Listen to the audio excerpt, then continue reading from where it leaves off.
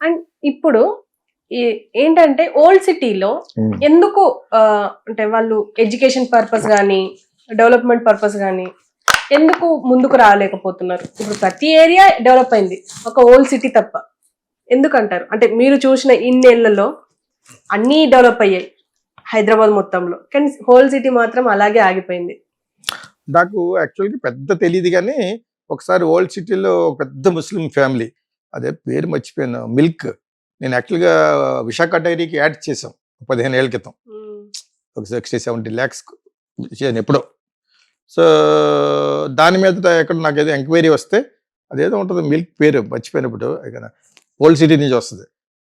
హైదరాబాద్లో ఉన్న ప్రతి ముస్లిము అదే కొంటారు ఆ మిల్క్. పెద్ద డైరీ అది, చాలా ట్రెడిషనల్ ఫ్యామిలీ అది.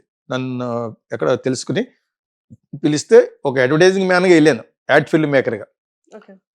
అప్పుడే నేను అంతా చూడడం, లేకపోతే నాకు పెద్దగా తెలియదు, వీడియోల్లో చూడడం, అందరూ చెప్పడం. ఐఎమ్ నాట్ హైదరాబాదీ కదా, ఐ ఫ్రమ్ మెడ్రాస్ యాక్చువల్లీ.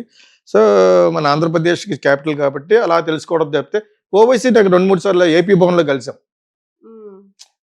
భోజనం చేసాం కూడా. ఏపీ భవన్లో మన వాళ్ళదే హోటల్ ఉంటుంది ఆంధ్ర, కలిసి చాలాసేపు మాట్లాడుకున్నాం యాక్చువల్గా. సో మెట్లు ఎక్కుతుంటే కలిసాడు actually, but he recognised me as a film man. So అంతకు తప్పితే నాకు ఓల్డ్ సిటీలో ఎందుకు డెవలప్ అవ్వలేదు, జనరల్గా ముస్లిమ్స్లను బిలో మిడిల్ క్లాస్ ఫ్యామిలీస్లో సంతానం ఎక్కువ ఉంటారు, వాళ్ళు ఎక్కువ మందిని బిడ్డలు కనొచ్చనో మరి తెలియకో ఎడ్యుకేషన్ లేక ఉంటారు. వాళ్ళు చిన్న చిన్న పనుల్లో ఉంటారు. వాళ్ళ ఎడ్యుకేషన్ ఎప్పుడు 5వ క్లాసు 6వ క్లాస్ తోటే గడ్డ అయిపోతుంది. బట్ టెక్నికల్గా చాలా బాగుంటారు. ఏమాత్రం కొంచెం చదువుకున్న టెక్నికల్ జాబ్ చేసేంత వాళ్ళే. నన్ను అడిగారు కాబట్టి నాకు తెలిసిందే చెప్పాలి నేను. ఓకే, ఇటు anything to do with car కానీ ఇవన్నీ కూడా నా 90% వాళ్ళే కనిపిస్తారు. కొంచెం చదువుకున్న వాళ్ళు, చదువుకున్న వాళ్ళు లేని వాళ్ళు అందరూ మెకానికల్ ఇవన్నీ చేస్తూ ఉంటారు. వాళ్ళకి ఇప్పుడు లాగా ఆయిల్తో ఉంటారని అనుకునేవాడిని, but they work very well. మీకు అది ఆ విధంగా వాళ్ళు అక్కడ బాగు చేస్తాడు. ఒక్కొక్కటి 15 మందిని కనేసి దేశం మీద వదిలేస్తే వాళ్ళందరినీ ఎలా బాగు చేస్తాడు అతను? ఎక్కడ బాగు చేస్తాడు? వాళ్ళకి ఏమైనా ప్రాబ్లం వస్తే అక్కడికి వెళ్తే ఆ ప్రాబ్లం తీరుస్తాడు. అలాగే కూడా 10 మందికి 10 మంది చేయలేడు కదా, ఒక 5 మంది చేయగలడు, ఒక 5 మందికి అతను వేరే అప్లికేషన్ ఉంటుంది. ప్రతి ఎమ్మెల్యేకి వచ్చిందే జరుగుతుంది. కాకపోతే అతను మనం వేలు పెట్టి ఎందుకు చూపిస్తున్నామంటే వాళ్ళు ఓల్డ్ సిటీకి మహారాజులు కాబట్టి, అంతేనా? ఆ విధంగా అందరికీ ఎవరు న్యాయం చేయలేరు. ఐ డోంట్ థింక్, నా ఫీలింగ్ సోమా ఇది. సో అక్కడ అందరూ ఉంటారు, ఎక్కడో పాతుకుపోయిన హిందువులు కూడా ఉన్నారు అక్కడ. సో అందరికీ వాళ్ళు న్యాయం చేస్తారు, చేయగలరు అనేది మటుకు ఇది ఒక పెద్ద మిత్ అన్నమాట, జరగదు ఆ విధంగా. బట్ ఏం చేయకుండా ఎందుకు గెలుస్తున్నాడు? ఒక చిన్న లాజిక్. ఎప్పుడు మీరు అడిగిన ప్రశ్నలో అసలు ఎప్పుడు ఏమి చేయకపోతే ఓటు ఎందుకు వేస్తాడు? అంటే దీనికి కూడా ఒకటి ఉంది. అంటే ఈ మధ్య ఫిరోజ్ ఖాన్ గానీ, ఇప్పుడు మనం మాట్లాడుకున్న ఆయన మాట్లాడతారు, పేరు మర్చిపోయినా, దొంగ ఓట్ల గురించి మాట్లాడారు.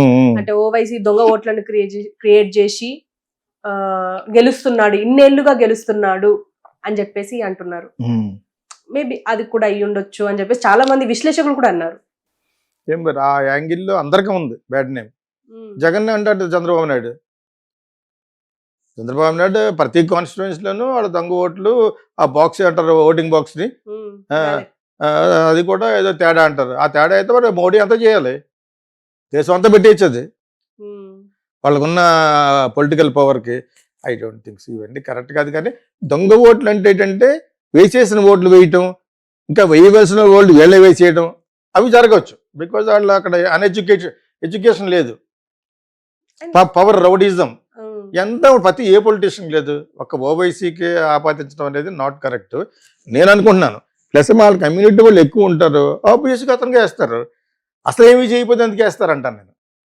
అసలు ఇప్పుడు అసలు ఏ డెవలప్మెంట్ లేదంటే అది చాలా ఇరుకు సిటీ అనుకుంటుంది, ఓల్డ్ సిటీ కదా. అక్కడ ఇప్పుడు కొత్తగా అది సాచురేటెడ్ అయిపోయింది, కొత్తగా పగలకొట్టి ఎవడో ఒప్పుకోడు.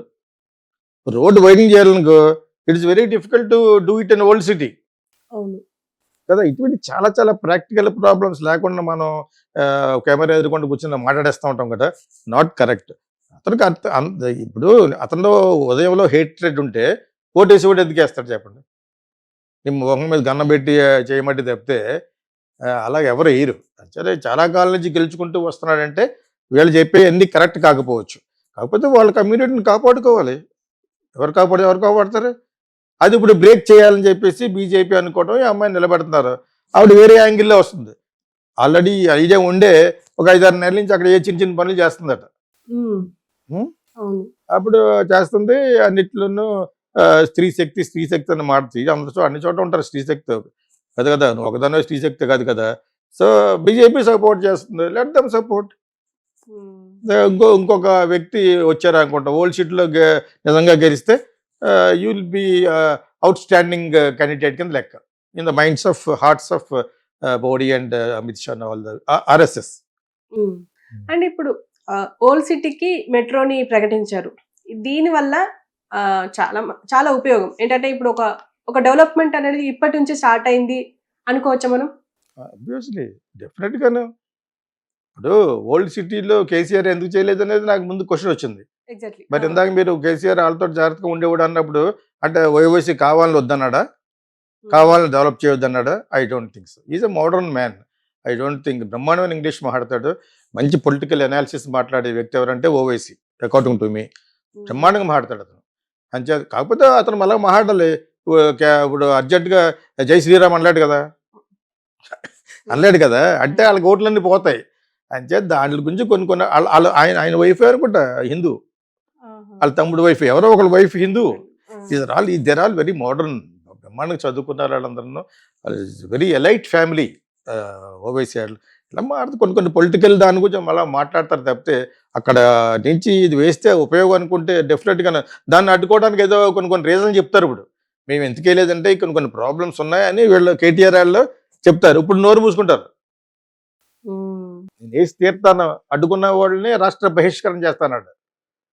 అంటే you will be kicked out of the state.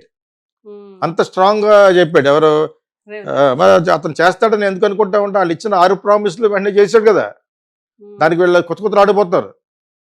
KTR and family ఇదైపోతున్నాడో, KCR అసెంబ్లీకి రావట్లేదు, is not able to face them. That is for various reasons. వాళ్ళిద్దరూ మాటలు యుద్ధం చేసుకున్నారు. చేసినప్పుడు రేవంత్ రెడ్డిని జైల్లో కూడా పెట్టేశారు. ఇంత లెవెల్కి వెళ్ళిన తర్వాత ఏం మొహం పెట్టుకొస్తాడైనా రాలేకపోతున్నాడు యాక్చువల్గా. But anyway Revanth Reddy is going on a right path. ఎక్కడైనా కూడా ఏ స్టేట్కైనా కూడా ఆ స్టేట్కి డెవలప్మెంట్ చేసే ఏ చీఫ్ మినిస్టర్ అయినా నేను సాల్యూట్ కొడతాను. ప్రజలకు ఉపయోగపడే చేయాలి, తర్వాత మీ ఓట్ల కోసం ఏం చేసా చేయొచ్చు, కానీ ప్రజలకు ఉపయోగపడే చేయాలి. That is where Jagan has got votes. ఈ రోజున అతనికి ఉన్న ఇంత బ్యాడ్ ఇండియాలో ఎవరికి ఉండదు, అంత విధంగా చేస్తున్నారు. అంటే half of the BJP is Kammas, అతనికి చాలా చాలా బ్యాడ్ చేస్తారు. In spite of all that అతను నేను గెలుస్తాను అని ఇంతమంది కలిసినా కూడా అతనే గెలుస్తాడని ఎందుకంటారంటే because he has done lot of things. అదేవిధంగా రేవంత్ కూడా మంచి పేరు వస్తాయి. ఇతనే కాదు, ప్రతి చీఫ్ మినిస్టర్ ఇలాగ అనుకునే చేస్తే ఇండియా ఒక లెవెల్కి పైకి వెళ్తుంది. Okay sir, thank you very much.